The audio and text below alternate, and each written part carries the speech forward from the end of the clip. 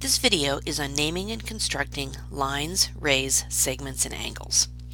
In geometry, there are specific ways to name and to construct lines, rays, segments, and angles. Let's take a look at some of these definitions. A line is made up of points and extends infinitely in two directions. It is named by any 2 points on the line, and here we have a diagram. Since points A, B, and C lie on the line, I can name this line AC, CA, AB, BA, BC, or CB. Notice that as I write that, the line above the letters has an arrow on each end. That indicates that this is a line and it goes on forever. A line segment is just a part of a line. It is named by its endpoints. So for example, segment AB and segment CB are two of the segments on this line here. Notice that the line above the letters does not have arrows on it. That's how I know that it's a line segment. A ray is also a part of a line. It has an endpoint and then extends infinitely in the other direction.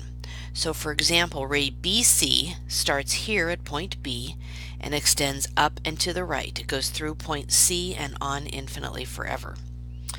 Ray CA starts at point C and extends down and to the left through point B and through point A and forever in this direction. A ray is always named by its end point first, followed by any other point that is on the ray. Notice that the line above the letters has an arrow pointing to the right. Even if the ray seems to be heading off to the left, we still write it above the letters heading to the right. An angle is made up of two rays that share an endpoint. The common endpoint that the two rays share is called the vertex.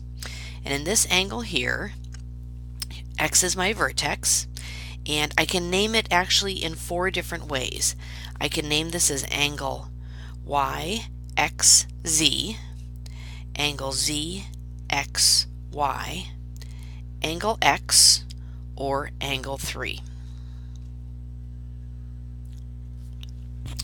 So here's a list of the definitions that you should have developed as a part of the vocabulary exploration activity. Please make sure that you have the definition and you have it correctly in your notebook, and when applicable, please do add a sketch.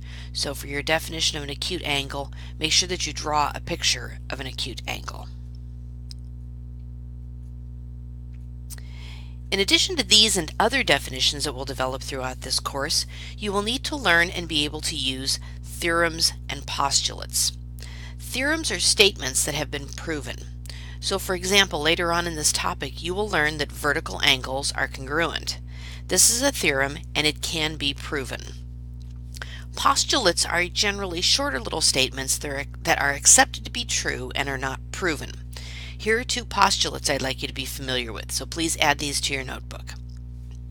Segment addition postulate states that if points A, B, and C are collinear, that is, they lie on the same line, and point B is between points A and C, then the length of AB plus the length of BC is equal to the length of AC. So the length of AB plus the length of BC equals the length of the entire segment.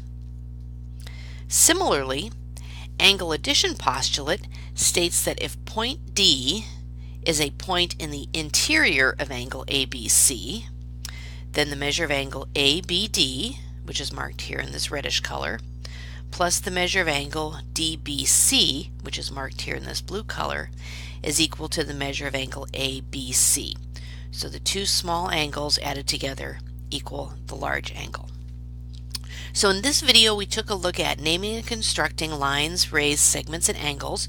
We reviewed some definitions that you discovered in the vocabulary exploration activity and went over 2 key postulates. Make sure these are in your notebook.